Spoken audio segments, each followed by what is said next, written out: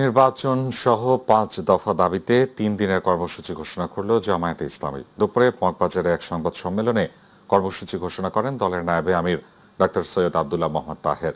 তিনি জানান, আগামী ১৮ সেপ্টেম্বর ফাঁকায়, ১৯ সেপ্টেম্বর বিভাগীয় শহর এবং ২৪ সেপ্টেম্বর জেলা উপজেলা বিক্ষোভ মিছিল পালন করবে জামায়াত। তিনি আরও জানান, সরকার পিআর পদ্ধতিতে নির্বাচনের ঘোষণা না দিলে সমমনা দলগুলো নিয়ে আন্দোলনে নামবে জামায়াতে ইসলামী। শিমুল খানের রিপোর্ট। জুলাই সনদের বাস্তবায়ন, সনদের ভিত্তি, সংসদে পিআর পদ্ধতি নিয়ে মুখোমুখি অবস্থানে বিএনপি ও জামায়াত। দূরত্বের রাগঢাকহীন অবস্থান চূড়ান্ত প্রতিফলন রাজধানীর মগবাজারে আয়োজিত এই সংবাদ সম্মেলন। সরকার জনগণের দাবিতে কোনো কার্যকর পদক্ষেপ নিচ্ছে না, গণ আন্দোলনের বিকল্প নেই উল্লেখ করে ৫ দফা দাবি নিয়ে রাজপথে নামার ঘোষণা দিল জামায়াত। জুলাই সনদের ভিত্তি ও উভয়কক্ষে পিআর বাস্তবায়নের পরেই নির্বাচন হতে হবে বলে ঘোষণা দেন দলটির নায়েবে আমির আব্দুল্লাহ মোহাম্মদ তাহের। প্রতিটি ভোটারের মূল্যায়নের লক্ষ্যে পিআর পদ্ধতিতে নির্বাচনের জন্য জোর দাবি জানিয়ে আসছে। বাংলাদেশের অধিকাংশ রাজনৈতিক দল, বুদ্ধিজীবী, সাংবাদিক, কলামিস্ট, লেখক, গবেষক, শিক্ষাবিদ ও নানা শ্রেণী পেশার মানুষ পিআর পদ্ধতিতে নির্বাচনের দাবির সাথে একমত পোষণ করেছে। এ সময় জাতীয় পার্টি ও ১৪ দলের কার্যক্রম নিষিদ্ধের দাবি জানিয়ে রাজধানী সহ জেলা ও বিভাগীয় শহরে বিক্ষোভ কর্মসূচির ঘোষণা দেন তিনি। ১৮ সেপ্টেম্বর রাজধানী ঢাকায় সমাবেশ ও বিক্ষোভ মিছিল। ১৯ সেপ্টেম্বর দেশের সকল বিভাগীয় শহরে বিক্ষোভ মিছিল। ২৬ সেপ্টেম্বর দেশের সকল জেলা উপজেলায় বিক্ষোভ মিছিল। এইসব কর্মসূচি বাস্তবায়নের মাধ্যমে জনগণের দাবি আদায়ের লক্ষ্যে ঐক্যবদ্ধ হওয়ার জন্য আমরা দেশবাসীর প্রতি উদাত্ত আহ্বান জানাচ্ছি। একই দিনে যখন অন্য ৩টি ইসলামিক দল প্রায় একই ধরনের দাবি নিয়ে সংবাদ সম্মেলন করছে, তখন এটিকে সরকারের বিরুদ্ধে যুগপৎ আন্দোলনের অংশ নয় বলেও দাবি করেন তিনি। যেহেতু দাবি একরকম, প্রত্যেকটি দল তার মতো করেই মাঠে কর্মসূচি দেবে বা দিচ্ছে। দাবিগুলো মেনেই ফেব্রুয়ারিতে নির্বাচন সম্ভব, তবে সরকার কোনো রাজনৈতিক দলের চাপের কারণে যৌক্তিক দাবিগুলো মানছে না বলেও মত তার। শিমুল খান, মাই টিভি, ঢাকা। পিআর পদ্ধতিতে নির্বাচন সহ ৫ দফা দাবিতে কঠোর আন্দোলনের প্রস্তুতি নিতে নেতাকর্মী ও সমমনা রাজনৈতিক দলগুলোর প্রতি আহ্বান জানিয়েছেন জামায়াতে ইসলামীর সেক্রেটারি জেনারেল অধ্যাপক মিয়া গোলাম পরওয়ার। বিকেলে রাজধানীর জুরাইনে শ্যামপুর কদমতলী থানার ইসলামী শাসনতন্ত্র আন্দোলনের আলোচনা সভায় যোগ দিয়ে তিনি আহ্বান জানান।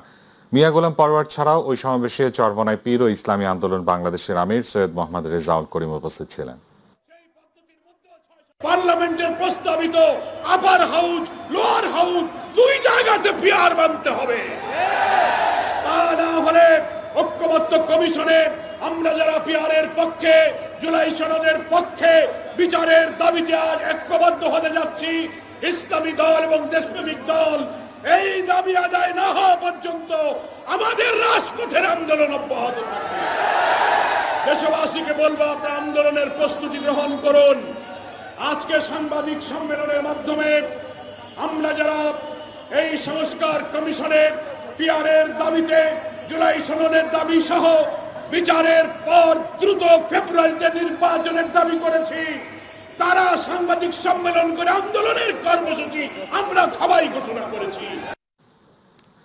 আগামী নির্বাচনে এক বক্সে ভোট আনার ব্যাপারে ইসলামী দলগুলো অনেকটা কাছাকাছি জায়গায় পৌঁছেছে বলে মন্তব্য করেছেন ইসলামী আন্দোলন বাংলাদেশের আমির সৈয়দ মোহাম্মদ রেজাউল করিম।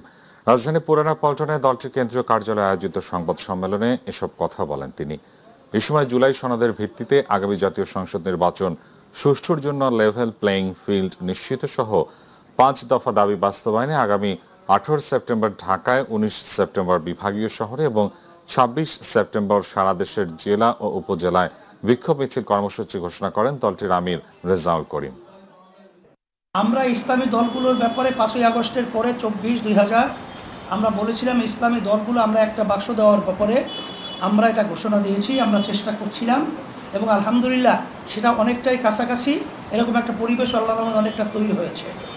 দাবি আদায় না হওয়া পর্যন্ত আমরা ধারাবাহিক কর্মসূচি পালন করব এবং ক্রমান্বয়ে কর্মসূচি কঠোর থেকে কঠোরতর হবে।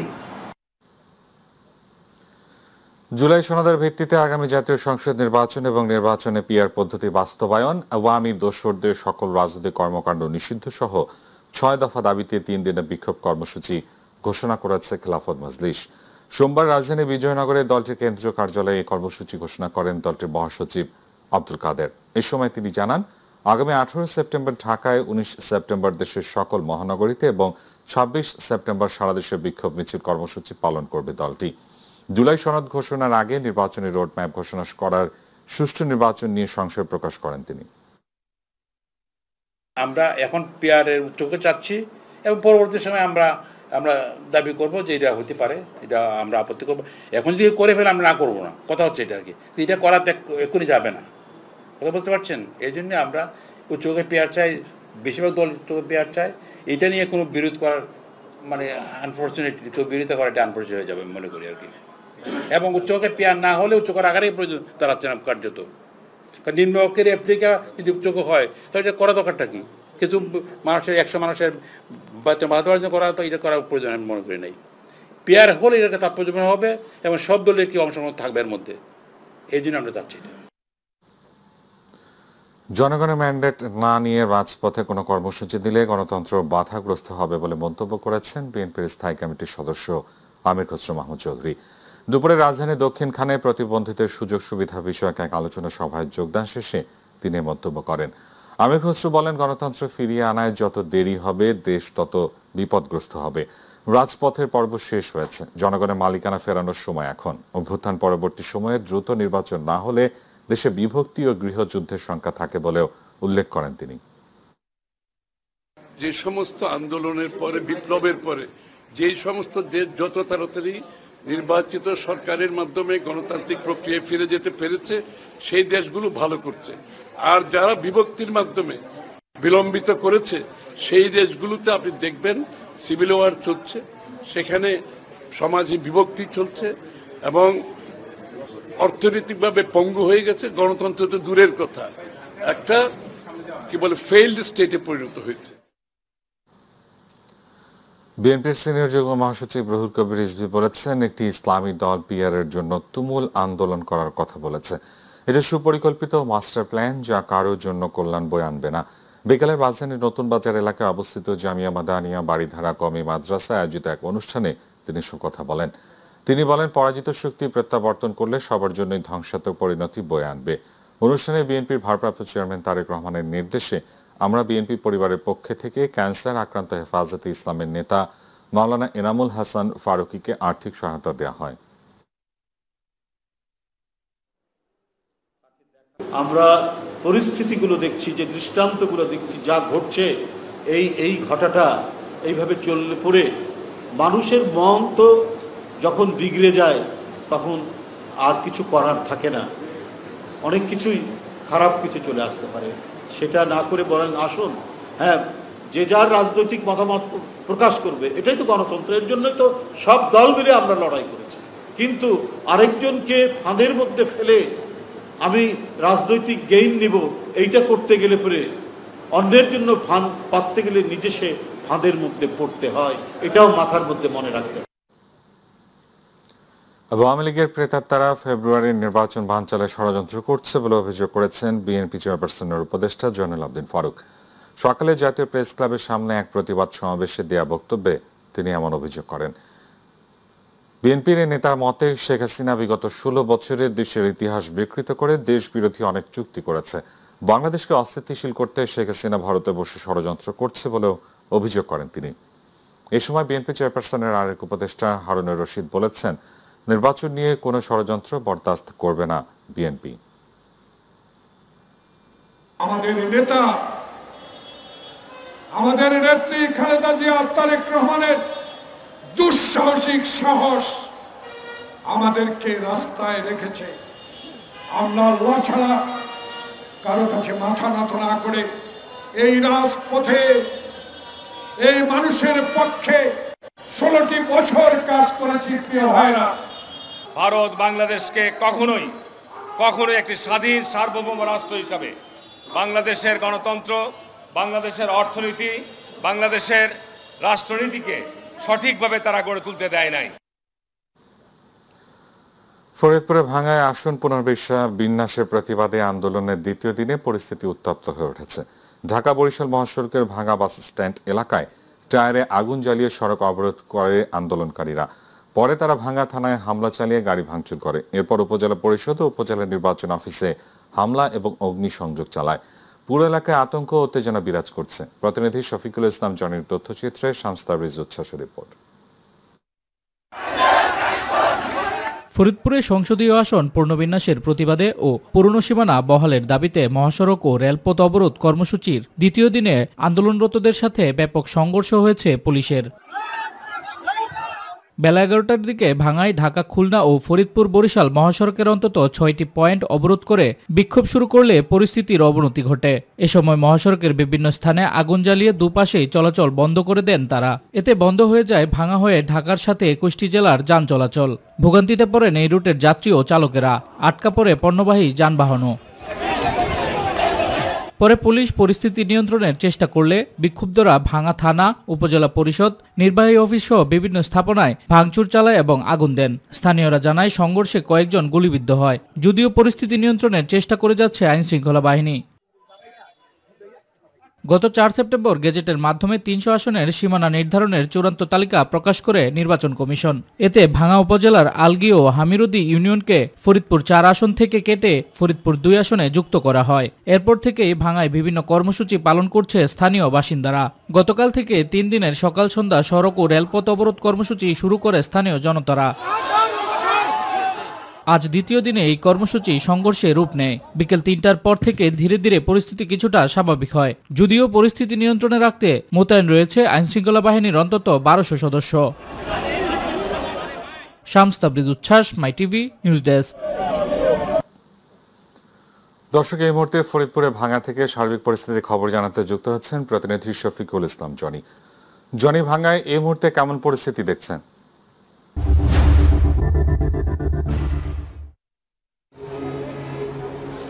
তানভীর, আপনাকে বলে রাখি যে আজ সারাদিন সকাল 8:30 থেকে কিন্তু শুরু হয়েছিল শান্তিপূর্ণ আন্দোলন। এরপরে কিন্তু সকাল 11:30টার পর থেকেই কিন্তু সে আন্দোলন সহিংস রূপ নেয়। এরপরে কিন্তু দক্ষিণাঞ্চলের সব ধরনের যানবাহনের যে চলাচল, দক্ষিণাঞ্চলের যে 21টি জেলার সাথে কিন্তু সড়ক যোগাযোগ ব্যবস্থা একদম বিচ্ছিন্ন হয়ে যায়। সেই সাথে রেল যোগাযোগও কিন্তু বিচ্ছিন্ন হয়ে যায়। আপনাকে একটি বিষয় বলে রাখি যে সকাল 10:30 থেকে যান চলাচল বন্ধ হয়ে যাওয়ার পরে কিন্তু এক ধরনের জনদুর্ভোগ নেমে আসে। এরপরে কিন্তু আন্দোলনকারীরা, আপনি জানেন যে সারাদিন আমি জানানোর চেষ্টা করছিলাম যে আপনি জানেন যে সারাদিন কিন্তু ফরিদপুরের যে ভাঙা উপজেলা প্রশাসন, থানা, হাইওয়ে থানা থেকে শুরু করে উপজেলা নির্বাচন অফিসে কিন্তু ব্যাপক ভাঙচুর চালায় আন্দোলনকারীরা। তবে এরপরে কিন্তু আন্দোলনকারীরা দুপুর 2:30টা পর্যন্ত তারা ভাঙচুর চালায়। তারপরে কিন্তু পরিস্থিতি একটু স্বাভাবিক হতে শুরু করে। তবে যান চলাচল কিন্তু শুরু হয়েছে বিকাল 4:30টা থেকে কিন্তু যান চলাচল স্বাভাবিক রয়েছে। আপনি জানেন যে আমি সারাদিনই এই মহাসড়কে অবস্থান নিচ্ছি। আমি দেখছি যে মূলত সন্ধ্যার পর থেকেই কিন্তু যানবাহনের চাপ কিন্তু সড়কে বেড়েছে। আমি এই মুহূর্তে রয়েছি ফরিদপুরের ভাঙ্গা ইন্টারসেকশনে, যেটি ঢাকা বরিশাল মহাসড়কের যে ভাঙার যে বাস স্ট্যান্ডে। তো আমরা যেটি দেখছি যে মূলত এই আন্দোলনকে কেন্দ্র করে কিন্তু গত 1 সপ্তাহ ধরেই কিন্তু খুব একটি অস্থিতিশীল পরিস্থিতির মধ্যে দিয়ে যাচ্ছিল ফরিদপুরের এই অঞ্চলটি। তবে আজকে যে এই আন্দোলনটি কিন্তু সহিংস রূপ নেয়, সেখানে এই আন্দোলনে যারা আন্দোলনকারী যারা ছিলেন তারা কিন্তু বেশ কয়েকটি সরকারি যে স্থাপনায় কিন্তু তারা ভাঙচুর চালায়। তবে এখন পর্যন্ত আমরা আইনশৃঙ্খলা বাহিনীর সদস্যদেরকে এখন পর্যন্ত আমরা বল প্রয়োগ করতে দেখিনি। তবে আমরা যেটি দেখেছি যে ভাঙচুরকারীরা তারা ভাঙচুর শেষ করেই কিন্তু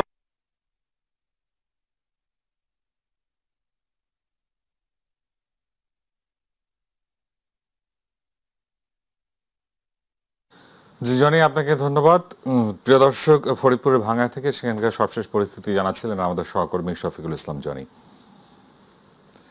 4টি সংসদীয় আসন বহালের দাবিতে বাগেরহাটে সকাল সন্ধ্যা হরতাল প্রত্যাহার করেছে সর্বদলীয় সম্মিলিত কমিটি। সকাল থেকে এই জেলার সব দূরপাল্লার বাস চলাচল বন্ধ থাকে। তবে সড়কে রিকশা, অটোরিকশা ও মোটর সাইকেল স্বাভাবিকভাবে চলাচল করে। সকাল থেকে জেলা সদরসহ বিভিন্ন স্থানের দোকানপাট খোলা থাকলেও সড়কে মানুষের উপস্থিতি ছিল কম। সকাল 8:30 পর্যন্ত খুলনা বাগেরহাট মহাসড়কের কোথাও হরতাল সমর্থকদের অবস্থান নিতে দেখা যায়নি।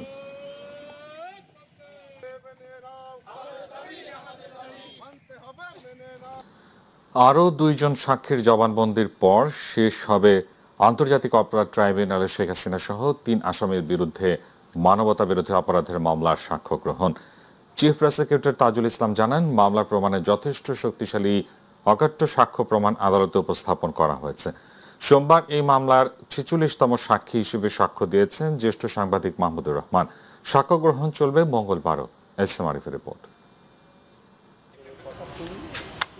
আন্তর্জাতিক অপরাধ ট্রাইব্যুনালে শেখ হাসিনা সহ 3 আসামির বিরুদ্ধে মানবতা বিরোধী অপরাধের মামলায় সাক্ষ্য দিয়েছেন সিনিয়র সাংবাদিক মাহমুদুর রহমান। 46তম সাক্ষী হিসেবে ট্রাইব্যুনাল 1-এ সাক্ষ্য দেন তিনি। জবানবন্দিতে এই গণমাধ্যম ব্যক্তিত্ব শেখ হাসিনার সবশেষ শাসনামলের পটভূমি তুলে ধরেন। ফ্যাসিবাদটা অটোমেটিক তৈরি হয় নাই, ফ্যাসিবাদটা পরিকল্পিতভাবে বাংলাদেশে তৈরি করা হয়েছিল এবং এই পরিকল্পনার পিছনে ভারত সরকার এবং বাংলাদেশের তৎকালীন সেনাপ্রধানের সরাসরি যোগাযোগ ছিল। তারা যে দেশের জন্য জীবন দিল, তাদের সান্ত্বনার জন্য বিচারটা হওয়া দরকার। কিন্তু আবারও বলি আমি, ন্যায় বিচার হওয়া দরকার। আমরা যেন আবার ন্যায় বিচারের নামে ফাঁসি চাই স্লোগান শুরু না করি। এই ফাঁসি চাই স্লোগানের মাধ্যমে বাংলাদেশের ফ্যাসিবাদের প্রতিষ্ঠা পেয়েছিল। এই মামলায় আর 2 জনের সাক্ষ্য উপস্থাপন করার কথা জানিয়েছেন চিফ প্রসিকিউটর তাজুল ইসলাম। মামলা প্রমাণে এর বেশি সাক্ষীর প্রয়োজন নেই বলে জানান তিনি। আমরা মনে করি যে এই মামলায় প্রমাণের জন্য যথেষ্ট এভিডেন্স ইতিমধ্যে আদালতে আমরা উপস্থাপন করতে সক্ষম হয়েছি, সুতরাং আর কোনো সাক্ষ্য তেমন বেশি প্রয়োজন নেই। সে কারণে এই বাকি 2 জনের সাক্ষ্য গ্রহণ সমাপ্ত হওয়ার পরে আমরা মামলাটি সমাপ্তির জন্য প্রেয়ার করব। তার মানে যুক্তিতর্কের জন্য হয়তো পরবর্তীর দিকে আমরা যাব আশা করছি। যেহেতু এখানে কোনো ডিফেন্সের পক্ষ থেকে সাক্ষী দেওয়ার ব্যাপার নেই, আসামি 2 জন পলাতক আছেন, আর যিনি হাজির আছেন তিনি যেহেতু দোষ স্বীকার করেছেন, তিনি তো আর ডিফেন্সের সাক্ষী দেবেন না। সেই কারণে আমরা ধরে নিচ্ছি যে এখানে ডিফেন্স পক্ষের কোনো আর সাক্ষী আসবে না। সেক্ষেত্রে মামলাটি হয়তোবা যুক্তিতর্কের জন্য নির্ধারিত হতে পারে সাক্ষ্য গ্রহণ সমাপ্তির পরে। শেখ হাসিনার বিরুদ্ধে মঙ্গলবারও সাক্ষী দেবেন মাহমুদুর রহমান। একই দিন সাক্ষ্য গ্রহণের কথা রয়েছে জাতীয় নাগরিক পার্টি এনসিপির আহ্বায়ক নাহিদ ইসলামেরও। SM Arif, MyTV, Dhaka. সীমিত সম্পদ নিয়ে দেশের তরুণরা নিরলসভাবে কাজ করে যাচ্ছে বলে মন্তব্য করেছেন প্রধান উপদেষ্টা ডক্টর মোহাম্মদ ইউনূস। তিনি বলেন, তরুণরা সক্রিয় থাকলে দেশে কোনো সমস্যা থাকবে না। সকালে প্রধান উপদেষ্টা কার্যালয়ে শাপলা হলে ইউথ ভলান্টিয়ার অ্যাওয়ার্ড 2025 প্রদান অনুষ্ঠানে তিনি সব কথা বলেন। চলার পথে চ্যালেঞ্জ আসবে, কিন্তু হতাশ না হয়ে নিজস্ব শক্তি দিয়ে মোকাবেলা করার আহ্বান জানান ডক্টর ইউনূস। অনুষ্ঠানে 5 ক্যাটাগরিতে 12 জনকে ইউথ ভলান্টিয়ার অ্যাওয়ার্ড প্রদান করা হয়। আতিকুর রহমান তিতাসের রিপোর্ট। অনুষ্ঠানে এ পর্যায়ে যুব ও ক্রীড়া মন্ত্রণালয়ের ব্যবস্থাপনায় পরিচালিত যুব কল্যাণ তহবিল আইন 2016 অনুযায়ী সামাজিক ক্ষেত্রে অসাধারণ অবদানের জন্য যুবকদের পুরস্কৃত করা হয়। এবছর 5টি ক্যাটাগরিতে 12 জন যুব উদ্যোক্তাকে ইউথ ভলান্টিয়ার অ্যাওয়ার্ড 2025 প্রদান করা হলো। পুরস্কার নিতে মঞ্চে আসছেন জনাব মোহাম্মদ জাকির হোসেন। সকালে প্রধান উপদেষ্টা কার্যালয়ের শাপলা হলে যুব উদ্যোক্তাদের হাতে এ পুরস্কার তুলে দেন বাংলাদেশের অন্তর্বর্তীকালীন সরকারের প্রধান উপদেষ্টা ডক্টর মোহাম্মদ ইউনূস। বঞ্চিত তৃতীয় লিঙ্গের জনগোষ্ঠীর মানবাধিকার প্রতিষ্ঠায় অনুষ্ঠানে প্রধান অতিথির বক্তব্যে প্রধান উপদেষ্টা বলেন, চলার পথে চ্যালেঞ্জ আসবে, কিন্তু হতাশ না হয়ে নিজস্ব শক্তি দিয়ে মোকাবেলা করতে হবে। স্বেচ্ছাসেবা বা যে কোনো মহৎ উদ্যোগের পথ মসৃণ নয়। সময়, অর্থ এবং মানসিক চাপে বহুবিধ চ্যালেঞ্জ সৃষ্টি করে। এর মধ্যে দিয়েই আমাদের ধৈর্য, সহনশীলতা ও নেতৃত্বের মতো মহৎ গুণাবলী অর্জন করে নিতে হবে। আমি যুব সমাজের প্রত্যেক সদস্যকে আহ্বান জানাই, তোমাদের মেধা, শক্তি ও সৃজনশীলতা দিয়ে সমাজের এবং দেশের উন্নয়নে ভূমিকা রাখো। সীমিত সম্পদ নিয়ে দেশের তরুণরা নিরলসভাবে কাজ করে যাচ্ছে উল্লেখ করে তিনি বলেন, তরুণরা সক্রিয় থাকলে দেশে কোনো সমস্যা থাকবে না। তোমাদের সাফল্য কেবল ব্যক্তিগত অর্জনে সীমাবদ্ধ না রেখে অন্যদের জন্য অনুকরণীয় দৃষ্টান্ত করো। আমি বিশ্বাস করি তরুণরা সক্রিয় থাকলে দেশের কোনো সমস্যায় আর অমীমাংসিত থাকতে পারে না। আমরা তোমাদের নতুন নীতি, যুগান্তকারী ধারণা এবং সামাজিক পরিবর্তনের অগ্রদূত হিসেবে দেখতে চাই। তোমাদের সম্মিলিত প্রয়াসেই বাংলাদেশ একটি উন্নত, মানবিক এবং উদ্ভাবনী রাষ্ট্র হিসেবে বিশ্বে মাথা উঁচু করে দাঁড়াতে পারবে। অনুষ্ঠানে জুলাই গণ অভ্যুত্থানে আহত ও নিহত পরিবারের 12,877 জনকে আত্মকর্মসংস্থান প্রদান করা হবে বলে জানান যুব ও ক্রীড়া উপদেষ্টা আসিফ মাহমুদ সজীব ভুইয়া। জুলাই গণ অভ্যুত্থানে আহত ও শহীদ পরিবারের সদস্যদের আত্মকর্মসংস্থান সৃষ্টির লক্ষ্যে একটি বিশেষ প্রকল্প হাতে নেওয়া হয়েছে, যার মাধ্যমে 12,877 জনকে প্রশিক্ষণ ও আত্মকর্মসংস্থান সৃষ্টিতে সহযোগিতা প্রদান করা হবে। আরও উল্লেখযোগ্যভাবে আর্ন প্রকল্পের আওতায় প্রায় 9 লাখ যুবক যুবনারীর প্রশিক্ষণ কার্যক্রম শিগগিরই শুরু হবে। আতিকুর রহমান তিতাস, মাই টিভি। শেষ হলো। আপনাদের সবাইকে অনেক। যুক্তরাষ্ট্রের সঙ্গে বাণিজ্য, বিনিয়োগ, জ্বালানি ও উন্নয়ন সহযোগিতা আরও গভীর করবেন বলে দৃঢ় প্রতিশ্রুতি পুনর্ব্যক্ত করেছেন প্রধান উপদেষ্টা অধ্যাপক মোহাম্মদ ইউনূস। সোমবার প্রধান উপদেষ্টা কার্যালয়ে যুক্তরাষ্ট্রের বাণিজ্য প্রতিনিধি ইউএসটিআর দপ্তরের সহকারী বাণিজ্য প্রতিনিধি ব্র্যান্ডন লিঞ্চের সঙ্গে বৈঠকে প্রতিশ্রুতি পুনর্ব্যক্ত করেন অধ্যাপক মোহাম্মদ ইউনূস। তিনি 31 জুলাই ঘোষিত ইউএসটিআর এর সাম্প্রতিক সিদ্ধান্তের কথা উল্লেখ করেন, যেখানে বাংলাদেশের রপ্তানি পণ্যের উপর পারস্পরিক শুল্ক হার 35% থেকে কমিয়ে 20% করা হয়েছে। অধ্যাপক ইউনূস এটিকে দুই দেশের বাণিজ্য সম্পর্কের একটি বড় মাইলফলক হিসেবে বর্ণনা করেন।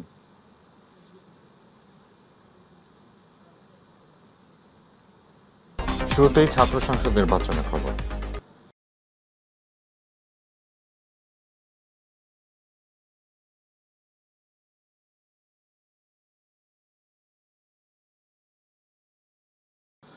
রাজশাহী বিশ্ববিদ্যালয় কেন্দ্রীয় ছাত্র সংসদ, রাকসু, হল সংসদ ও সিনেটে ছাত্র প্রতিনিধি নির্বাচনের প্রচারণা আজ থেকে শুরু হয়েছে। এই প্রচারণা চলবে আগামী 24 সেপ্টেম্বর সকাল 9টা পর্যন্ত।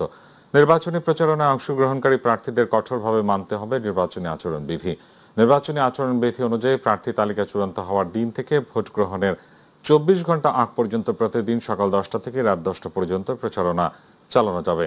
তবে প্রার্থী ও ভোটার ছাড়া অন্য কেউ বিশ্ববিদ্যালয় এলাকায় প্রচারণায় অংশ নিতে পারবেন না। প্রার্থী পরিচিতি সভা ছাড়া অন্য কোনো সভায় মাইক ব্যবহার করা যাবে না। প্রার্থীদের আচরণবিধি মেনে প্রচারণার আহ্বান জানিয়েছেন প্রশাসন।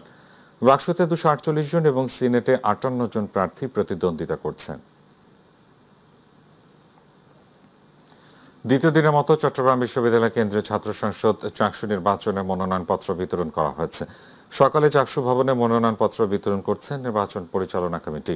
আগামী 12 অক্টোবর ভোট গ্রহণের দিন সামনে রেখে প্রয়োজনীয় প্রস্তুতি নেওয়া হয়েছে। এর আগে গত 28 আগস্ট বিশ্ববিদ্যালয়ের ডক্টর মোহাম্মদ ইউনূস ভবনে তফসিল ঘোষণা করেন নির্বাচন পরিচালনা কমিটির সভাপতি অধ্যাপক ডক্টর মনির উদ্দিন। ঘোষিত তফসিল অনুযায়ী আগামী 17 সেপ্টেম্বর মনোনয়নপত্র জমা দেওয়ার শেষ দিন, 25 সেপ্টেম্বর চূড়ান্ত প্রার্থী তালিকা প্রকাশ এবং 12 অক্টোবর ভোট গ্রহণ হবে বলে জানিয়েছেন নির্বাচন পরিচালনা কমিটির সভাপতি।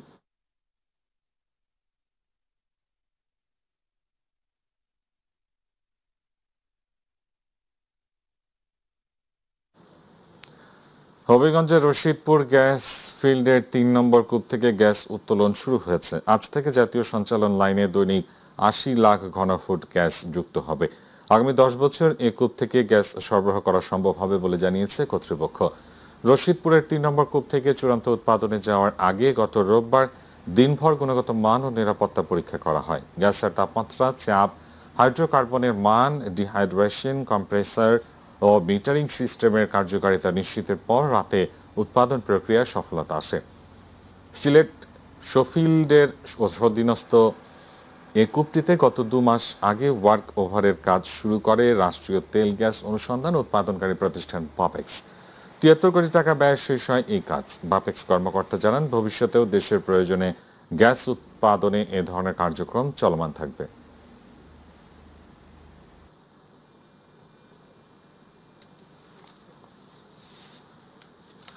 দেশে গত 24 ঘন্টায় এডিস মশাবাহিত প্রাণঘাতী ডেঙ্গুতে আক্রান্ত হয়ে 5 জনের মৃত্যু হয়েছে। পাশাপাশি এই সময়ের মধ্যে রোগটিতে আক্রান্ত হয়ে হাসপাতালে ভর্তি হয়েছেন আরও 636 জন।